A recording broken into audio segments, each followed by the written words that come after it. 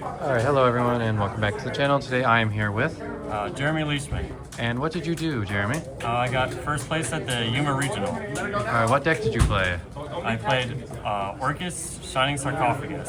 Alright, without further ado, let's get into the deck profile, and if you guys end up enjoying this type of content, don't forget to like and subscribe to the channel. Alright, go ahead. How many cards in the main deck? 41. 41? I couldn't figure out what to cut, so I just kind of went with that. Let's play 41. Yeah. Alright, that makes sense. So, start off with 3 Gear Suit, 3 Harp, 2 Skelly, 1 Nightmare, 1 Crown. This is kind of the standard Orcust ratios. You could probably get away with one of this with this hybrid deck, but having the second one sometimes comes up just to make zombie vampire mills a little bit better. And then I also played the Sirius as well. It adds another brick, of course, but it helps me put the Link 4 engrave, which enables 2 interruptions with the Link 4, and also it's an interruption on its own. So I enjoy that most of the time, but a lot of times I side it out going second. So the rest of this other stuff comes up pretty frequently. So Yeah, that makes sense. The Sirius is kind of really nice sometimes when you have to set up like a board through hand traps. An extra interruption that you can send off of like Orcust Nightmare. Yeah.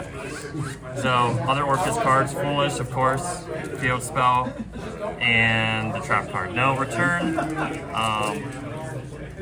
Doesn't really come up too much, so just this. Makes sense. The honorary, Orcust card, Foolish Burial. Yep. And then for the Shining Stark stuff, we have 3 DMG, the 1 Future Silence, 2 Shining Stark, and Gandora. Oh, and of course the Gaze of Timaeus. Yeah, for the D-mod stuff. How often did the Future Silence come up at all?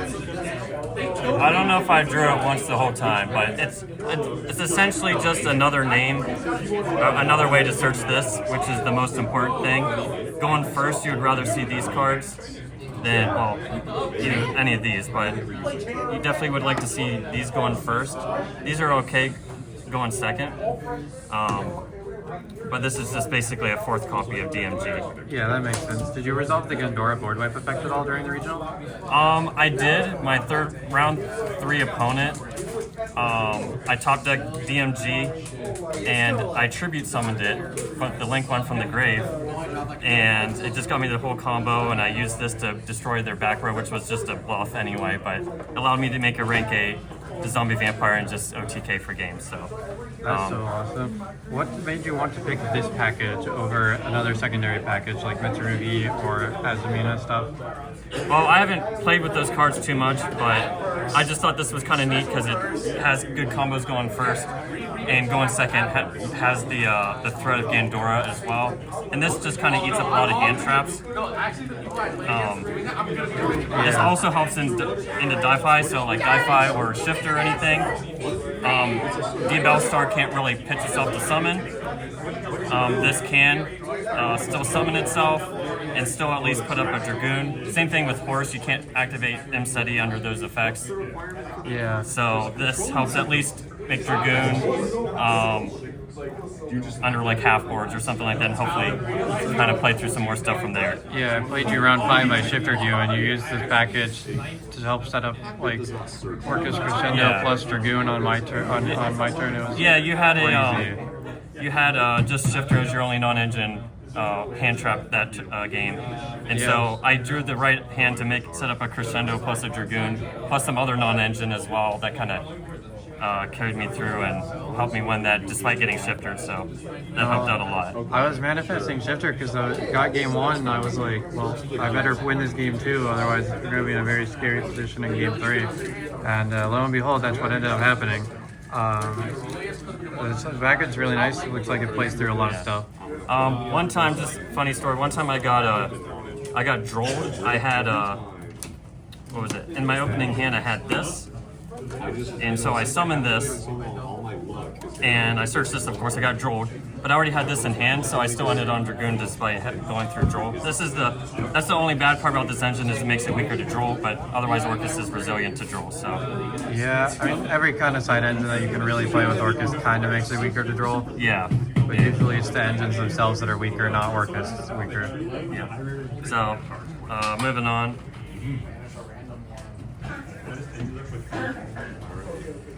We have non-engine. We have 3 Ash, of course. We have 2 Droll. 3 Imperm. I'm doing this in a very haphazard way. 3 Impulse. 3 Spark. 3 Droplet and 1 Callback. Makes sense. So, I main Droll just because it's another out to Fua. That's kind of the bane of this deck's existence. So, I don't think I drolled myself at all this tournament, but it did come up against a lot of my opponents. I happened to draw it when it mattered. So, basically, how I won my round 3 match. Droll came in a couple times there, so that helped out. I don't have Fua in the main. I have it in the side, so that's kind of an experiment I was running, and it didn't really matter because I only won 2 out of 6 die rolls. So, How was Spark for you this weekend? Spark, I think it was fine. I didn't draw it enough to form a better opinion about it, I suppose, but it helped out. It was just another interruption that people had to respect. A lot of times, most of the time I didn't even use it as a hand trap. It's just, I had it, I set it and banished a body like Elf Note Lucina or the red one, whatever its name is, or things like that. So Yeah, little bodies that needed to stay on field. Yeah. Shrinky bodies. Makes sense. And Impulse came up a lot. This is probably the best of the cards. So. Yep. Impulse what got me. Impulse what got me. Yeah. Open double Impulse against me in game 3 on my 0 Fua board. And then Impulse me on your turn. I'm like, well, rip. Yeah. But non-engine all feel good this weekend? Yeah, Imperm is that's the one I'm iffy about. I don't know how to feel about it, but I don't know any other better thing to put there for the time being, so. Yeah, no, it makes sense. And that's all for the main deck? Yep. Alright, let's see what's in that extra. We're going to take a look and banish one of those cards face down. Alright, for extra, 1 link 1, 2 link 2s, link 3, 1 link 4, and double link 2, or double XCs, excuse me. The second one I don't think came up that day, but it's a flex spot. I might want to change it for another link 1 just because of the extra deck rips going around. I feel like that's more important than that one, but it's nice when it comes up. Got Zombie Vampire, which I used more often than I ever thought this past weekend, and most of the time it paid off. There were maybe once or twice it whiffed, but it worked out right. Yeah, always gamble, never punish. Yes. The thing is that you can either, if you have the rank 8 setup, you can either make hard make ding and make a safer play so you can still get to crescendo, and then link it off for this. But either play still loses to Ash or Bell, so most of the time I'm just going for this. So Yeah. that's my thought behind it. Or Imperm. All the interruptions it kind of lose to. Number 90. This is kind of a more of a win more card, but I don't know. This is a flex spot as well. It's nice. Typhon never made it. D-Mod and Dragoon. Obviously, that's the payoff for the package, an IP, SP, and Portal Sword. I don't think I made this once either. Maybe once, I don't remember. And then this came up a couple times for game. This helped me win against Mermail. It was really close to time. This is my only way to secure game, was to kind of convert 4 bodies and just go real fast in OTK. This also helps out double Liger Dancer. Even if they only have 2 Ligers, you can still target it, and you still get the double attack effect because it's an also conjunction as far as I understand it, so that's what I've been doing. And that's the extra deck. Any Anything there? Good old Boral Sword Dragon. Yes. Still running the secret rare that I sold you once. Yeah, I got that still. I've been enjoying it since, so I'd love to see that in the deck profile. yeah. And for the side deck, it's kind of a hodgepodge of different ideas, so it worked out, I guess. So if we're strictly going first, I have 2 Solemn Warning. That was my most recent edition. I tried it out. It only resolved once against the Mermail guy, the red one. I think it's Megalo or whatever it is. Oh yeah. I think that's the only time I activated it. So Megalo. yeah. I didn't know what I was doing in that matchup. I just saw a pitch 2 and summon. I said that seems like a good time to use it. It wasn't bringing out Poseidra or whatever the guy's name is. So that makes sense. it worked out. I don't know. One anti-spell that came up against my Radiant Typhoon matchup, and then 2 deck lockdown. I don't think I saw that all day. 3 Fua comes in against Wombo combo decks. Generally, I think I put it in against the 1 2 player, but it isn't the be-all end-all in that matchup.